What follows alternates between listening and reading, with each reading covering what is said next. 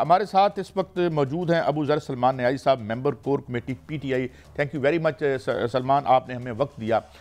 सलमान, एक आम राय ये पाई जाती है, हालांकि आपने कमेटी बना दी है, कि जहां आप मुज़ाकरात के लिए जा रहे हैं उनके पास कुछ है आपको देने के लिए? देखिए सईद साहब, आपका सवाल बिल्कुल ठीक है और लॉजिक से अगर बात सोचें तो यही सवाल हमेशा आपके जहन में आता है, क्योंकि अभी तक जो हुकूमत का रवैया है उसमें हमें कोई सीरियसनेस या कोई लचक नजर नहीं आती। और साथ साथ कल भी खान साहब ने एक बात क्लियर कर दी है, हमारी कुछ प्री कंडीशंस हैं, अगर वो प्री कंडीशंस मीट होंगी तो तब ही जो मुज़ाकरात हैं वो आगे की तरफ चलेंगे, अदरवाइज मुज़ाकरात नहीं चल सकते।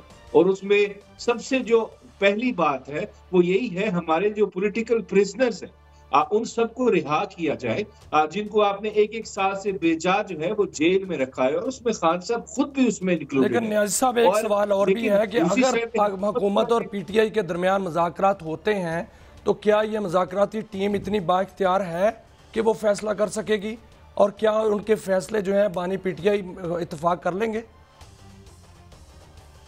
देखें, उसके लिए जरूरी है कि जो हुकूमत है, क्योंकि ये पिछले कोई तकरीबन 3 महीने से जितने सियासी लोग हैं, जो हमारी पॉलिटिकल कमेटी के लोग हैं, वो हुकूमत में है, जो इस वक्त अडयाला में लोग बैठे हैं जो इनको चला रहे हैं या खुद हुकूमत वाले, इन लोगों ने वो सियासी लोगों से सारी मुलाकातें खत्म की हुई हैं। तो इस वक्त सबसे पहले तो इनको रिज्यूम करने पड़ेगी मुलाकातें खान साहब से, जो हमारे लोग हैं, जो सियासी लोग हैं उनकी। और साथ साथ देखें, हुकूमत को भी कुछ होश के नाखून लेने चाहिए। अब हुकूमत, अगर आप देखें, यहाँ मुज़ाकरात की बात हो रही है, अगले दिन एफआईआर की कॉपी आती है, इस रिकॉर्ड में हमारे खान साहब को आपने कत्ल के मुकदमे में नॉमिनेट कर दिया है, उनकी बीवी को आपने कत्ल के मुकदमे में नॉमिनेट कर दिया, पूरी लीडरशिप को कर दिया। और वो रेंजर्स के एक्सीडेंट का केस है, जो एक शख्स का नाम आ गया जिसने उनको गाड़ी के नीचे दी है। लेकिन हुकूमत अगर इस रास्ते पे चलना चाहती है, वो टकराव चाहती है, तो फिर पाकिस्तान तहरीक इंसाफ इनके पांव पकड़ के तो इनको मुज़ाकरात का कभी भी नहीं कहेगी।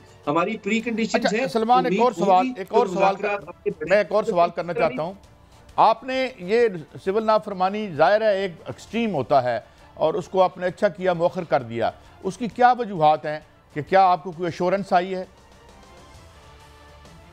नहीं, एश्योरेंस की बात नहीं है शहीद कादी साहब, उसको सिर्फ नेक नियति से एक बोनाफाइडी फैसला है इमरान खान साहब का कि चले हम इनको मुज़ाकरात का एक रास्ता दिखाते हैं, अगर उस पर कोई डेवलपमेंट होती है तो हम इसको मौखर कर रहे हैं।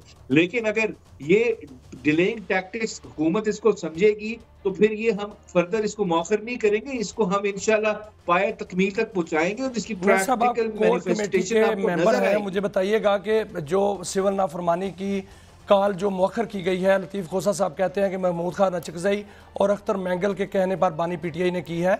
क्या महमूद खान अचकज़ई और अख्तर मैंगल बानी पीटीआई को जेल जाने और मुलाकात करने का प्रोग्राम है उनका? देखिए, ये तो काफी दफा पहले भी बात हो चुकी है। बिल्कुल मुलाकात तो खान साहब से मिलना चाहिए, क्योंकि इस वक्त ऑपोजिशन जितनी है सारी, वो सारी एक ही तरफ गामजन है, वो ये है, हमने जमहूरियत बचानी है। इस मुल्क पर इस वक्त जमहूरियत पे कब्जा हो चुका है, एक स्टोलन मैंडेट के तौर पे लोग आके यहाँ पे बैठे हुए हैं, यहाँ पे बादशाहत नहीं है, बादशाहत चल रही है, जमहूरियत नहीं है। तो सबने मिलके इस मुल्क को बचाना है। जो लोग अपोजिशन में, जिनका शेयर्ड ऑब्जेक्टिव है हमारे साथ, वो बिल्कुल खान साहब से मिलेंगे तो ये बहुत अच्छी डेवलपमेंट होगी। लेकिन हमें पूरा यकीन है, क्योंकि अडयाला की जो जेल है वो ना कानून पे चलती है ना आइन पे चलती है, वो सिर्फ ख्वाहिशात पे चलती है, वहां पे कोई कानून नहीं है, जंगल का कानून है, तो वो इसको कामयाब अच्छा, नहीं एक होने इल्ज़ाम देंगे। और आप पे लगता है हुकूमत अबू ज़र सलमान न्याजी साहब, क्योंकि आप इंतहाई important member of the party हैं और कोर कमेटी के मेंबर हैं। कल हमारे साथ हमारे एक दोस्त साफ़ी जायद गिशकोरी साहब भी थे, जो कहते हैं कि बेशुमार फंडिंग और लॉबिंग पे पैसा अमेरिका बहादुर में या ताकतवर मुल्कों में हो रहा है, और उन्होंने ये भी कहा कि उस फंड को जो नाम पे है वो बैरिस्टर गौहर साहब के नाम पे है। तो क्या ये आपकी तरफ से है, लोग रज़ाकाराना तौर पे कर रहे हैं, या ऐसी कोई बात है ही नहीं कि वहाँ पे कोई लॉबिंग में आप पैसा खर्च नहीं कर रहे? इस पर आप क्या बताएंगे हमें? इससे मुझे टाइम दीजिएगा, मेरी बात सुन ले जरा। प्लीज प्लीज देखिए, प्लीज। ये लोगों को समझ नहीं आती है बात, ना इस हुकूमत को आती है, ना हमारे सहाफी लोगों भाइयों को आती है। बड़े काबिल एहतराम है जो पाकिस्तान तहरीक इंसाफ की जो सपोर्ट है पाकिस्तान से बाहर, वो वॉलंटरी सपोर्ट है।